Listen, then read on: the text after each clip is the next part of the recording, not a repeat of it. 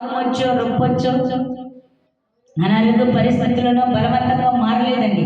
ఈ బైబిల్ చదువుతూ, అంటే దీన్ని తప్పు పడటానికి చదువుతూ తన తప్పు ఒప్పులు బయటపడి ఆయన మారు మనసు పొంది ఇయ్యాల వృద్ధపిల్ల ఉన్నప్పటికీ కూడా వేలాది సంఘాలు కట్టి ఆయన అనేకమైన వారికి ఈ ప్రసంగాన్ని వెల్లడి చేస్తున్నారు. దేవుని స్తోత్రం.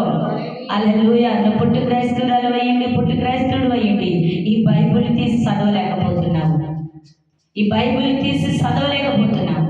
నీకు బాధ కలిగినప్పుడు ఎక్కడికెక్కడికో పరిగెత్త అవసరంలా. ఏ పెద్దలు అధికారుల దగ్గరికి కాదు, నాయకుల దగ్గరికి కాదు, మాటగారి దగ్గరికి కాదు, కానీ ఈ గ్రంథాన్ని తీసి నువ్వు చదివితే ఆయనే అధికారిగా నీ ఎదురికి నిలబడుదురుగాక. ఆయనే సరైన తీర్పు నీకు ఇచ్చేదురుగాక. నీ జీవితంలో నెమ్మది కలగజేసాను గాక. పాడైపోయిన నీ జీవితాన్ని ఇదిగో మార్చగలుగును గాక. ఆశ్చర్యమైన కార్యములను జరిగించబడను గాక. ఎప్పుడో తెలుసా, ఈ జీవ గ్రంథాన్ని నువ్వు చదవటం ప్రారంభించినప్పుడు దేవుని స్తోత్రం. ఎక్కడెక్కడికో పరిగెడతాం కానీ దీన్ని బట్టి తీర్చాలి. ఈరోజు ఎవరి దగ్గరికి వెళ్ళాలి? మాటగారు ఎవరున్నారు? వాళ్ళ దగ్గరికి వెళ్తే పని అయింది, పలానా వాళ్ళ దగ్గరికి వెళ్తే చిటుకులోగా పని అయిపోద్ది, ఎట్టే అయిపోద్ది అని చెప్తారే కానీ ఒక్కరు కూడా ఎలాంటి వారైనా సరే ఈ జీవ గ్రంథాన్ని తీసి చదువు. అందులో నీకు మార్గం ఏంటో, నీ గమ్యస్థానం ఏంటో, నీకు న్యాయమైన తీర్పెట్టో చెప్పగలిగినది ఈ జీవ గ్రంథం అని ఎవరు చెప్పలేదండి. దేవుని స్తోత్రం. చెప్తారా ఎవరన్నా? ఎవరు కూడా చెప్పరు. ప్రియ సహోదరి సోదరుడు, ఈరోజు పరిశుద్ధాత్మ దేవుడు నీతో నాతో మాట్లాడుచున్నాడు. ఈ గ్రంథాన్ని నువ్వు తీసి చదవటం ప్రారంభిస్తే నీ జీవితము మార్చగలుగునుగాక, నీ బ్రతుకు మారిపోగునుగాక. ఎక్కడెక్కడికో పరిగెత్త అవసరం లేదండి. ఈ జీవ గ్రంథం ద్వారా నీ జీవితం మారిపోతుంది. ప్రియ సహోదరి సహోదరుడు, గమనించండి. ఈ గ్రంథం నా జీవితాన్ని మార్చింది. ఈ గ్రంథం నా బ్రతుకును మార్చింది. ఈ గ్రంథమే నన్ను లేవనెత్తింది. ఈరోజు నీ జీవితం కూడా నా దేవుడు సరిచేస్తుందరు కాక. కిందికి చదివిన మాట, నన్ను పరిశీలించుము, నన్ను పరీక్షించుము, నా అంతరంగములను నా హృదయమును పరిశోధించుము. నీ కృప నా కనుల ఎదుట నుంచుకొని ఉన్నాను. నీ సత్యము నన్ను అనుసరించి నడుచుకొనుచున్నాను. పనికి మాలిన వారితో నేను సాంగత్యం చేయను, వేషధారులతో పొందు చేయను, దుష్టుల సంగం నాకు అసహ్యము. భక్తిహీనులతో సాంగత్యము చేయను, నిర్దోషులైన చేతులు కడుక్కొందును. యెహోవా నీ బలిపీఠము చుట్టూ ప్రదక్షిణం చేయుదును. అతడు కృతజ్ఞతాస్తుతులు చెల్లించును, నీ ఆశ్చర్య కార్యములను వివరించును.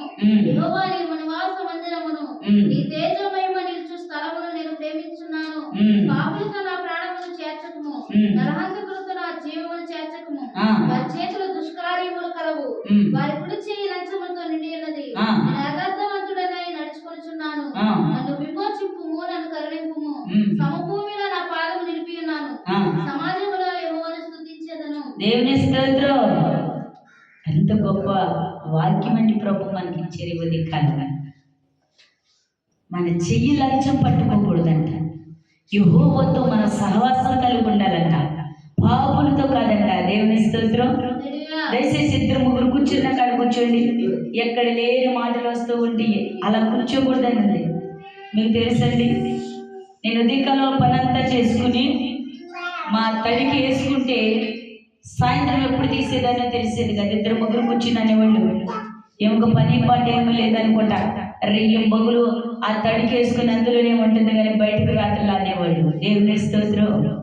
నేను నా దేవునితో మాత్రమే సంభాషణ కలిగి ఉండేదాన్ని. అది వేసుకుని బయటకు వచ్చేదని కాదు.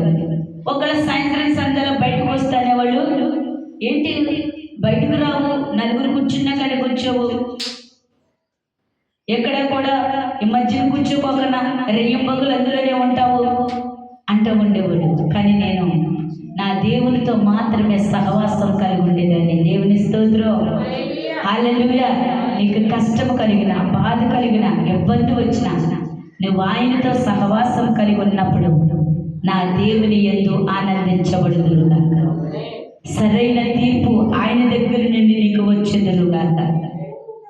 వాక్యాన్ని ఇంటికి వెళ్ళాక మరలా చదువుకోండి. మీ మనసుకి నెమ్మది కలుగును గాక, మీ మనసుకు సమాధానం కలుగును గాక.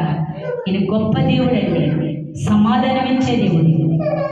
మన స్థితిని సరిచేసుకోగల గొప్ప వాక్యం అండి ఇది. దేవుని స్తోత్రం, హల్లెలూయా. నీ మనసు ఎప్పుడైతే ఆయన వైపు త్రిప్పడం ప్రారంభిస్తావో ఆశ్చర్యమనే కార్యములు జరుగును గాక, కృప కలుగును గాక. ఈ వాక్యాన్ని బట్టి నువ్వు నడుచుకున్నట్లయితే దేవుని మహిమ, దేవుని సన్నిధం, దేవుని కృప నీతో కూడా వచ్చేది గాక. ఈ వాక్యాన్ని బట్టి ఈరోజు నీవు అనుసరించు.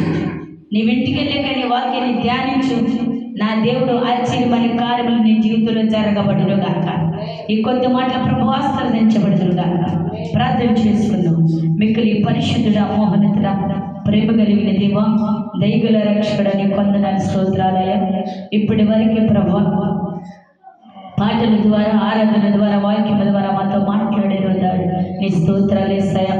వెనుకల సొమ్ము గ్రహించే హృదయాలు మాకు దయచేయండి ప్రభా. ఇంకా నా నోరు బోరుగా ఉపయోగించండి. నిలబడి మాట్లాడలేని పరిస్థితుల్లో మీరు నిలబెట్టుకున్నారు ప్రభా. బలహీనలను నన్ను బలపరుచుకున్నారు.